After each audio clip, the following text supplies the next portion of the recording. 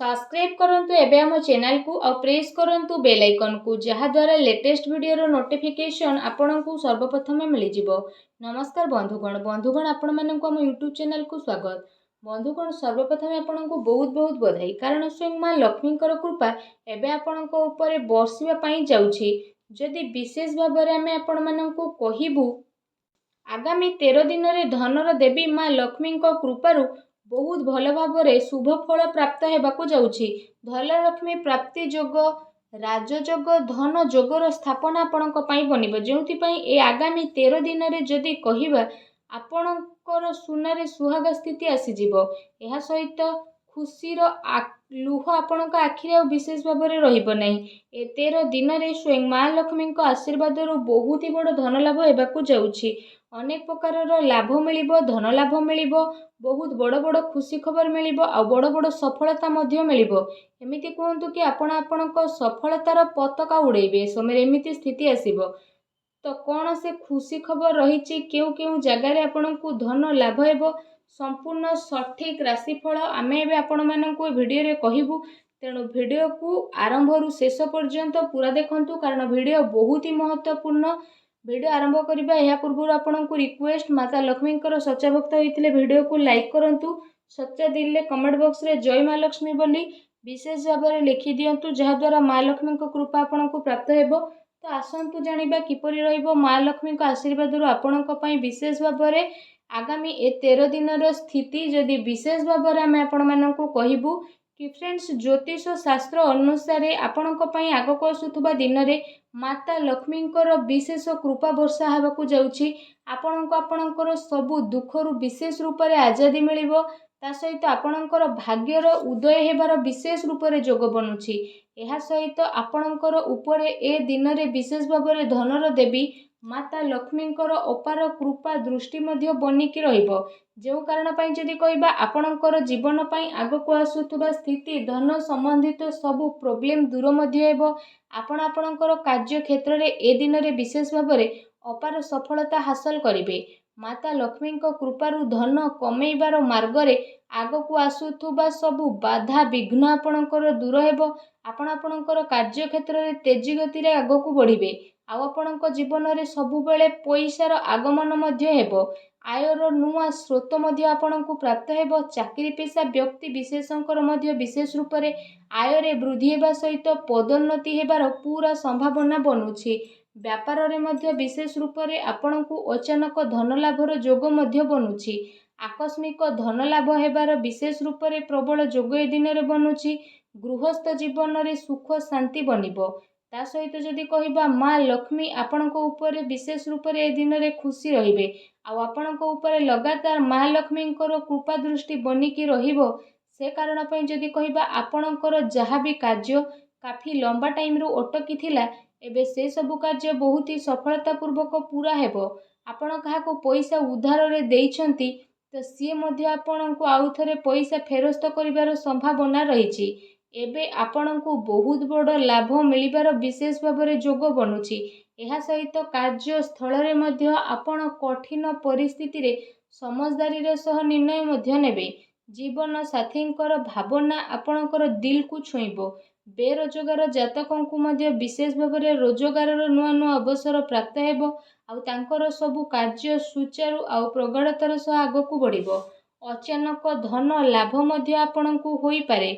धन प्राप्तिर केते सारा मार्ग आपणक पई खोली जिवो। आपण शीघ्र ही नुआ वाहन मध्य किनी पारंती। आर्थिक प्रॉब्लम सब एबा आपणकर दूर हेबो। निवेश करिथिबा धन रे आपणकर बुद्धि घटिबो।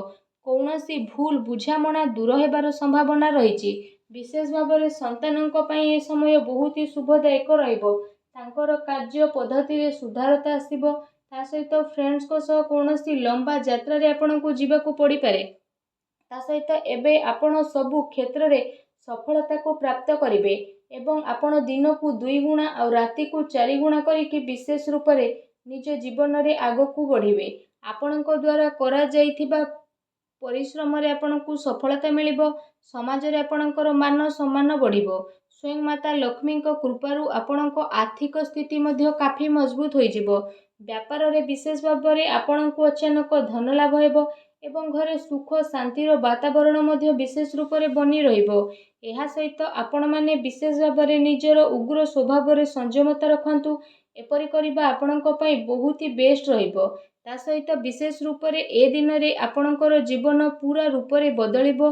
ଆପଣ ସମସ୍ତଙ୍କ ପାଇଁ ମା ଲକ୍ଷ୍ମୀଙ୍କ ଆଶୀର୍ବାଦରୁ ଆଗକୁ ଆସୁଥିବା ଟାଇମରେ ଧନର କେବେ କମି ହେବ ନାହିଁ।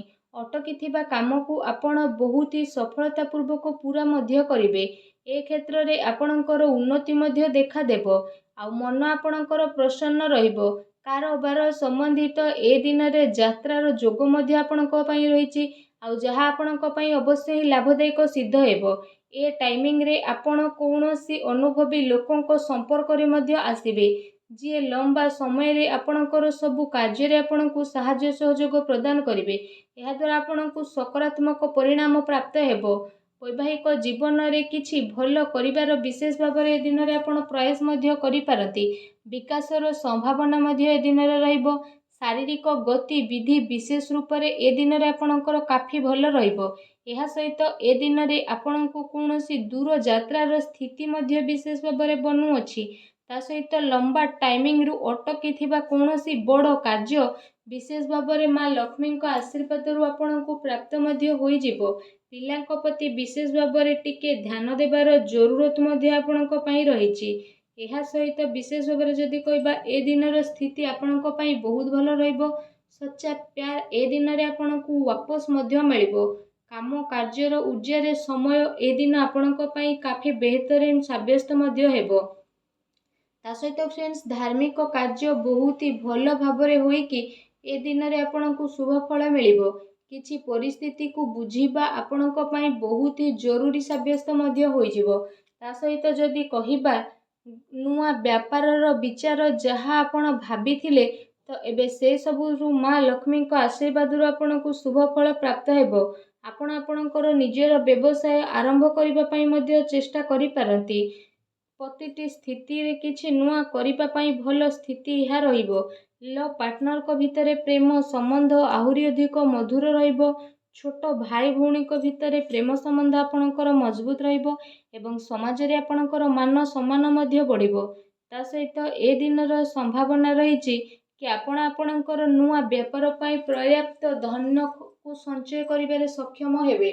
ଆପଣଙ୍କୁ ଆପଣଙ୍କ ନୂଆ ବ୍ୟବସାୟକୁ ସଜେଇବାରେ କୌଣସି ମିତ୍ରଙ୍କର ସାହାଯ୍ୟ ସହଯୋଗ ପ୍ରାପ୍ତ ହେବ। ଚାକିରି ଏବଂ ବ୍ୟାପାରକୁ ନେଇକି ଏ ଦିନରେ କୌଣସି ଜରୁରୀ କଥା ଆପଣଙ୍କୁ ପତା ମଧ୍ୟ ଚଲିବ।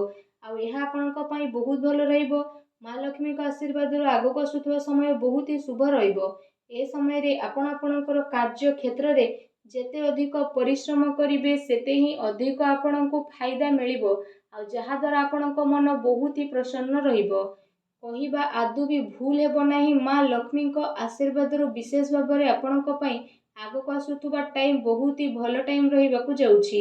ଯଦି କହିବା ଧନ ସମ୍ବନ୍ଧିତ ଯାହା ବି ଆପଣଙ୍କ ଜୀବନରେ ପ୍ରୋବ୍ଲେମ ଚାଲୁଥିଲା, ତ ସେ ସବୁ ପ୍ରୋବ୍ଲେମର ଏବେ ବିଶେଷ ଭାବରେ ଅନ୍ତ ମା ଲକ୍ଷ୍ମୀଙ୍କ ଆଶୀର୍ବାଦରୁ ହୋଇଯିବ। ଆପଣଙ୍କର ଘରେ ଧନ ସୁଖ ସମ୍ପତ୍ତିର ବାସ ହେବ ଏବଂ ମା ଲକ୍ଷ୍ମୀ ଆପଣଙ୍କ ଘରେ ବାସ କରିବେ ଏବଂ ଧନର କୌଣସି ବି କମି ଆପଣଙ୍କ ଜୀବନରେ ଏବେ ରହିବ ନାହିଁ। ଯାହାଦ୍ୱାରା ଆପଣଙ୍କ ମନ ବହୁତ ହି ପ୍ରସନ୍ନ ରହିବ ଆଉ ଆପଣଙ୍କ ଜୀବନ ବଦଳିଯିବ।